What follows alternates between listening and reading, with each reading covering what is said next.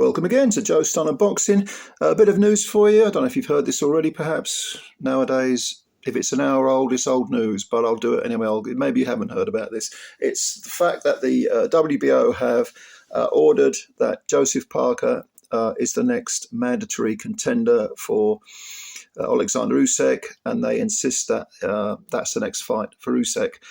And I don't have a problem with this at all. I think, Parker is a worthy mandatory contender. And yeah, it's a good fight. It's a good fight.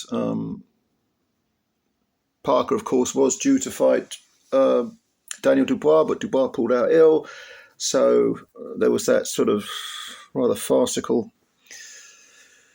round and a half or whatever it was against Martin Bakole, entirely unprepared Martin Bakole, a jet-lagged Martin Bakole. But let's not take anything away from Parker, because Parker did what he had to do, and I ain't got a problem with Parker. I like Parker a lot. I think he's a very good fighter and deserves his shot at USYK. So there was an email sent by the WBO founder, Luis Batista Salas, and this was sent to the K2 Promotions, K2 promoter Alex Krasuk, and Queensbury Promotions Frank Warren as well. And then it was shared on the WBO's website, and it said, "Please be advised that the WBO World Championship Committee is hereby ordering the commencement of negotiations between USYK and Parker to discharge the WBO mandatory championship obligation in the heavyweight division. By virtue of this order, the WBO interim championship shall be terminated expeditiously in compliance with our institutional policy of only one world champion per weight class."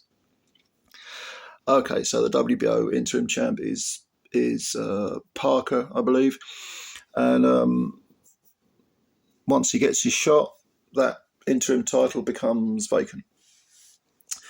So yeah, no problem with this at all, really. I mean, Krasuk said to Sky Sports that the USYK team were working on a fight with the IBF champ Daniel Dubois, but this will, obviously a shot at USYK for 3 of the belts is going to supersede that.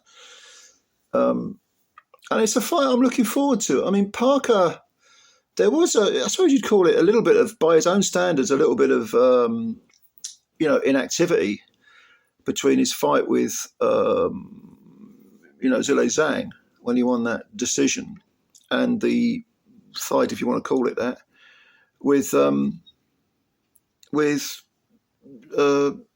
Bakole.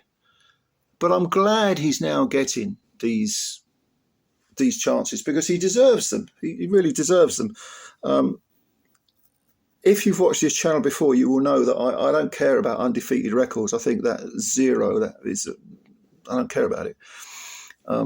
In the old days, 50 years ago, or more than that, 70 years ago, if you had an undefeated record, then people would say, well, you haven't fought anyone.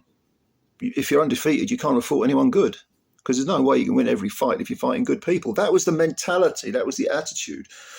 So the fact that Parker has 3 defeats on his record, and 2 of them, the first 2, the one to Joshua, when he was undefeated, and it was a unification fight. He had his WBO belt.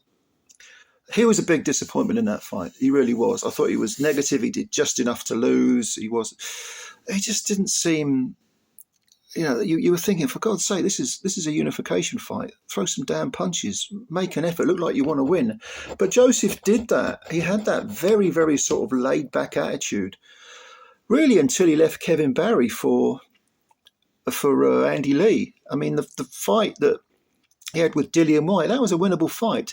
And he was a bit unlucky because White, there was an accidental head clash. White threw a punch and headbutted Parker, and Parker hit the floor. Took him a few rounds to recover.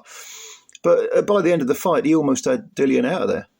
And in a rematch now, I'd pick Parker all day long, and twice on Sundays, as they say. But those were, and then of course the Joe Joyce fight. Okay, he was conclusively beaten there and knocked out badly.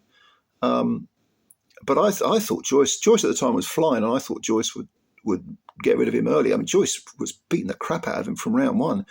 And Joseph hung tough, and the fact that he got to the 11th round before getting knocked out showed that he does have a fighting heart. Whereas previously he'd seemed like he's too laid back, too nice for boxing. No, he showed a lot in that fight, even though he lost. This is the point I'm making. It's sometimes your defeats, your stock can sort of rise. But there was a feeling, well, maybe that took a lot out of him. But then he came, and he didn't look, he was still finding his feet with Andy Lee. And he had the Jack Massey fight, which was a points decision. And then he had a little knockover job back home in New Zealand. But then he was, he beat Wilder. And Wilder was favoured to win that fight, and then he beat Zhang, and a lot of people thought Zhang might beat Joseph. I thought he might beat Joseph, actually.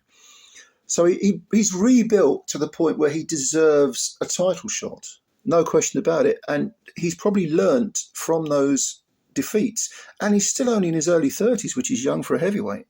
Certainly not old for a heavyweight. So I'm a big admirer of Joseph Parker, inside and outside the ring. He's a gentleman outside it as well, which I respect. So I'm looking forward to this fight with Usyk. I'm not going to do a prediction video at the moment, but I do feel that Usyk must start as a very, very strong favourite. But you just never know. You never know. Joseph is a gutsy guy and has some skills and probably hits harder than people are giving him credit for.